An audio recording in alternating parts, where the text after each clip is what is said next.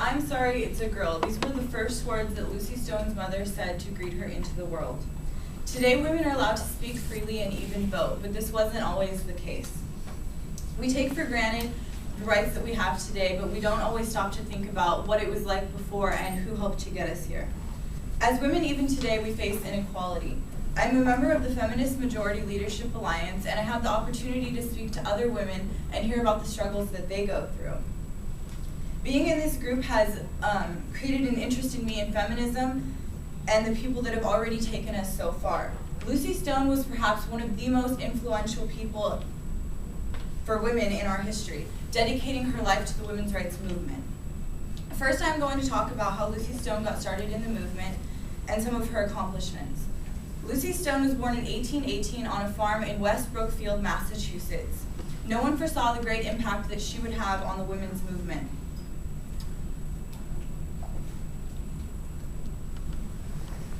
Growing up, Lucy Stone never had the opportunity to receive a formal education like her brothers did. She was kind of jealous of them, so she started reading and teaching herself. Then, against her father's advisement, she attended Oberlin College. It was the first college to accept women. She was studying the Greek language, and somebody asked her, why are you studying Greek? And she replied to them, I'm studying it so that I can read the Bible in its original context to see what it really says about women. She was the first woman in the state of Massachusetts to obtain a college degree, and she was asked to write a speech at her graduation, but she declined because they told her that although she would write it, a male would have to be the one to read it. In 1869, Lucy Stone helped form the American Women's Suffrage Association. She worked closely with the very famous Susan B. Anthony and Elizabeth Cady Stanton. The organization was devoted to gaining voting rights for women. And then Lucy Stone traveled around giving speeches and gaining support for the movement. Now I'm going to tell you about Lucy Stone's most recognized contribution, which was her marriage.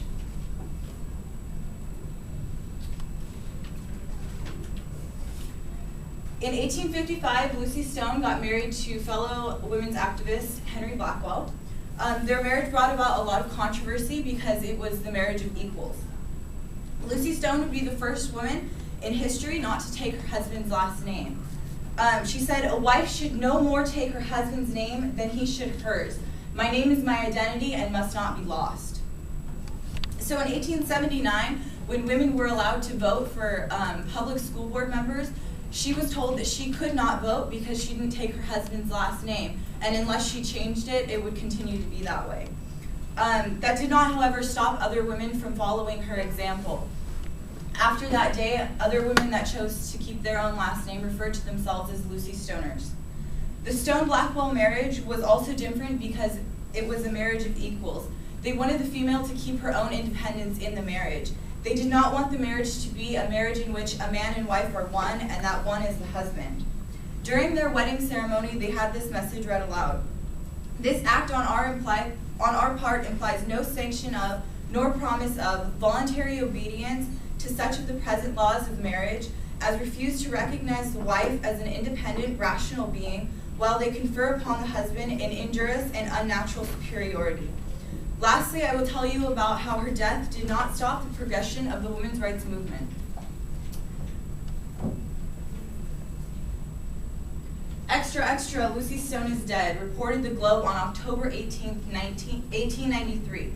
Lucy Stone died at the age of 75, but left behind a legacy. People would travel from all over to pay their respects to the late Lucy Stone. So many, in fact, that the church was overcrowded and people lined the streets. Someone commented, "The death of no woman in America had ever called out so general a tribute of public respect and esteem." Before she died, her last words to her daughter were, "Make the world better," because that's exactly what Lucy Stone accomplished in her life. They all knew that Lucy Stone had played an important role in gaining equality for women. Her efforts did not go unrecognized when 27 years after her death, women gained the right to vote. Today, people have memorialized Lucy Stone in many different ways. They have named schools after her, dormitories, scholarships, and even a chapel. There's also the group of Lucy Stoners that still carry on the tradition of keeping their own identity. In Colorado, they wrote, "Against the combined power of tradition, wealth, established force, Lucy was a leader of that little handful who first dared to ask that women might be permitted to enjoy a citizen's rights." So now you know about Lucy Stone and her contributions to society. I've told you about why Lucy was so influential and how she spent her life dedicated to the women's movement. We talked about Lucy's impact on women and the significance of her marriage. We also talked about how she is remembered today. Lucy Stone was one of the many that spoke up and fought for equality. She is part of the reason why men and women can sit in this classroom together today. I hope that you remember and appreciate how far we have all come.